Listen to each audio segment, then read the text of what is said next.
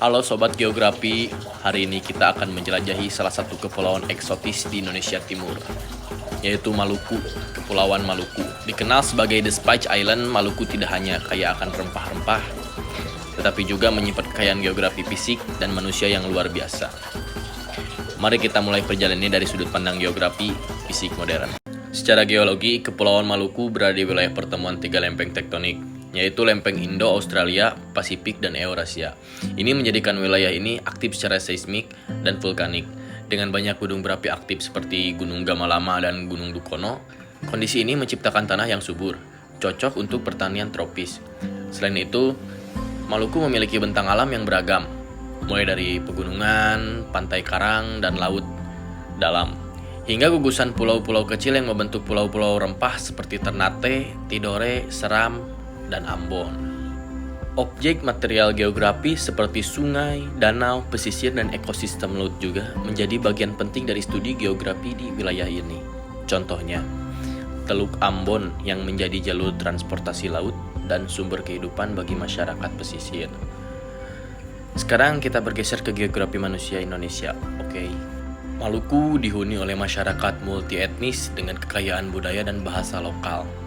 Secara historis, wilayah ini menjadi pusat perdagangan dunia karena rempah-rempah seperti pala, cengkeh, dan kayu manis. Warisan itu masih hidup hingga kini, di mana banyak masyarakat menggantungkan hidup pada sektor pertanian, perikanan, dan pariwisata budaya.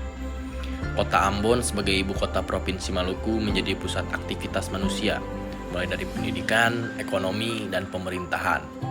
Inilah contoh interaksi manusia dengan ruang geografis. Bagaimana manusia mengelola, memanfaatkan, dan beradaptasi dengan lingkungannya. Sekarang mari kita bahas tentang sumber daya Indonesia, khususnya yang ada di Maluku. Maluku dikenal dengan sumber daya hayati yang luar biasa. Lautnya kaya dengan ikan, menjadikan wilayah ini sebagai salah satu lumbung ikan nasional. Daratannya menghasilkan rempah-rempah bernilai ekonomi tinggi seperti pala, cengkeh, dan puli. Di beberapa daerah juga terdapat potensi tambang meskipun belum banyak dieksplorasi secara besar-besaran. Namun, pengelola sumber daya ini harus berkelanjutan karena jika tidak dijaga, kerusakan lingkungan bisa terjadi. Inilah pentingnya kesadaran geografis dan peran manusia dalam menjaga lingkungan. Terakhir, mari kita lihat kembali objek material geografis yang menjadi fokus dalam ilmu geografi. Dalam konteks Maluku, objek-objek ini meliputi yaitu litosfer, struktur geologi dan gunung api, atmosfer, pola iklim dan curah hujan tinggi, hidrosfer, laut, sungai, dan sumber air bersih, biosfer, hutan hujan tropis, dan keanekaragaman hayati, antroposfer, aktivitas manusia dan budaya lokal. Semua ini saling berkaitan dan membentuk karakter geografis unik Pulau Maluku. Kesimpulannya, Kepulauan Maluku bukan hanya penting karena kekayaan sejarah dan rempah-rempahnya, tetapi juga sebagai contoh nyata bagaimana geografi fisik dan manusia saling berinteraksi, membentuk kehidupan yang dinamis dan berkelanjutan.